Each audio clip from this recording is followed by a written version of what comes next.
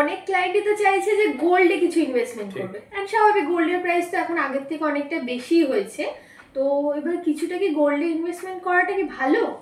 এবার দেখ, মানে মানুষের বল বা আমাদের সবার বল, নেচার হচ্ছে দেখবি যখন যেটা রাইজ করছে আমরা কিন্তু সেটার পিছনে দৌড়ই। তুই যদি খেয়াল করিস বছর দেড়েক আগে, মানে লাস্ট 12-13 মাস ধরে স্টক মার্কেট ডাউন আছে, তার আগে মার্কেট কিন্তু ক্রমাগত বেড়ে যাচ্ছিল এবং যত বাড়ছিল লোকেরা মিউচুয়াল ফান্ডে ইনভেস্ট করার জন্য লাফালাফি শুরু করেছিল। তো একটা টাইমে গিয়ে মার্কেট ক্র্যাশ করে এবং লাস্ট 12-13 মাস ধরে কিন্তু ইকুইটিতে কোনো রিটার্ন নেই। ঠিক আছে, সেম ব্যাপার কিন্তু এখন গোল্ডে চলছে। এতদিন গোল্ডটাকে আমরা ভাবতাম হেজ ফান্ড হিসেবে, মানে স্টক মার্কেটে যদি কখনো ক্র্যাশ হয় তাহলে গোল্ড ফান্ডটাকে একটা জায়গায় ধরে রাখতো।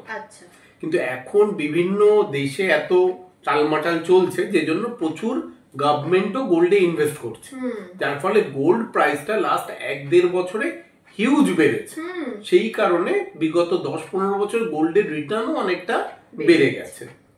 তো আমরা বরাবরই সাজেস্ট করতাম কাস্টমারকে যে একটা পার্ট অবশ্যই গোল্ডে রাখা উচিত, কারণ ইকুইটি মার্কেট পড়লে গোল্ড সবসময় আপে যায়, গোল্ড আর ইকুইটি রিভার্সে কাজ করে। কিন্তু বিগত 1 বছরে গোল্ড এত বেড়ে গেছে এবং সেম ইকুইটির মতো, দেখ ইকুইটিতে মার্কেট বাড়ার সময় লোকেরা যেমন ইনভেস্ট করার জন্য লাফালাফি করছিল, এইখানেও এখন লোকেরা গোল্ডে ইনভেস্ট করার জন্য মুখিয়ে আছে। মানে অনেকেই বলছে থোক টাকা দেবো, কারণ গোল্ডের প্রাইস 2 লাখে যাবে, 2.5 লাখে যাবে, 3 লাখে যাবে। তো এটা না, স্টক মার্কেট আর গোল্ডের এই ব্যাপারগুলো যদি তুই কম্পেয়ার করিস কিছুটা একই রকম। মানে মার্কেট যখন উঠতে থাকে আমরা ভাবি 1 লাখে যাবে, 1.5 লাখে যাবে, 2 লাখে যাবে, এবং যখন পড়তে থাকে তখন ভাবি 50,000-এ যাবে, 40,000-এ যাবে, 30,000-এ যাবে। তো দুটোর কোনোটাই হবে না। এবার গোল্ডে কি হবে না হবে বা মার্কেট কি হবে না হবে এটা কেউ প্রেডিক্ট করতে পারে না বা বলতে পারে না, আমিও বলতে পারি না। কিন্তু আমার যেটা মনে হচ্ছে গোল্ড না এখন অনেকটাই বেড়ে গেছে, বিগত 1-2 বছরে অনেকটা বেড়ে গেছে। এবং স্টক মার্কেটের অভিজ্ঞতা নিয়ে দেখা গেছে, তো যখন স্টক মার্কেট অনেকটা বেড়ে যায় তারপরে কিছুটা কারেকশন হয় বা একটা জায়গায় স্টেবল হয়ে যায়। এবার গোল্ড কোথায় গিয়ে কারেকশন হবে বা কতদিন স্টেবল হবে আমি জানি না, কিন্তু আমার যেটা মনে হচ্ছে না, এই মুহূর্তে গোল্ডে লামসাম ইনভেস্টমেন্ট করাই উচিত না।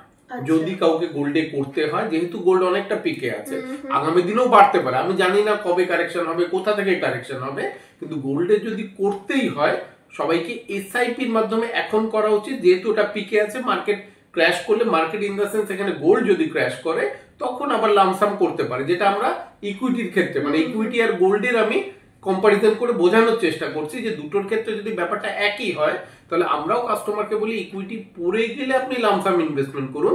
এখানেও কিন্তু লোকের তাই করা উচিত, গোল্ড পড়লে তবে লামসাম করা উচিত, এখানে এসআইপি করুক। আর গোল্ডের আরেকটা প্রবলেম বল বা সুবিধা বল যাই হোক, গোল্ডের অ্যাসেট ক্লাস কিন্তু একটাই, এখানে শুধু গোল্ড। মানে ওখানে পড়ে গেলে, মানে মিউচুয়াল ফান্ডে তো ধর large cap, mid cap, small cap, date fund, অনেক ধরনের ফান্ড আছে, কেউ না কেউ হয়তো রিটার্ন দিয়ে বা এদিক ওদিক করে এভারেজ করে দেয়। গোল্ডে যেহেতু একটাই অ্যাসেট ক্লাস, তো গোল্ড পড়ে গেলে তো ওটা যতক্ষণ না উঠছে আমরা কোনোভাবেই ওই টাকাটাকে রিকভারি করতে পারবো না। তো বেটার এই মুহূর্তে কেউ যদি গোল্ডে করতে চায় এসআইপি তে অল্প অল্প করে করুক, অথবা গোল্ডের অল্টারনেট অনেক ফান্ড আছে এখন, যেমন মাল্টি অ্যাসেট ক্লাস বলে একটা ফান্ড আছে, যেখানে gold, silver, real estate, debt fund, ইকুইটির কম্বিনেশন থাকে। তো ওটা অনেকটা সেফ, মানে গোল্ড যদি কখনো পড়ে ওই ফান্ডে ইকুইটিটা ম্যানেজ করে, ইকুইটি বা সিলভার বাড়লো হয়তো বা এফডির একটা রিটার্ন পেলো, মানে কিছু না কিছু রিটার্ন পেতে থাকবে। কিন্তু গোল্ড পড়ে গেলে কিন্তু গোল্ড যতক্ষণ না উঠছে ও রিটার্ন পাবে না। এছাড়াও অল্টারনেটিভ গোল্ড আর সিলভারের ফান্ড আছে, যেখানেও দুটো অ্যাসেট ক্লাসে ফান্ডটা ভাগ হয়ে থাকবে। তো অল্টারনেট এই প্রোডাক্ট গুলো দেখতে পারে কাস্টমাররা চাইলে। আর কেউ যদি ভাবে যে না আমি পিওর গোল্ডেই করব, তো এই মুহূর্তে এসআইপি তেই করা বেটার। যদি গোল্ড কারেকশন করে তখন চাইলে সে লামসাম রাখতে পারে।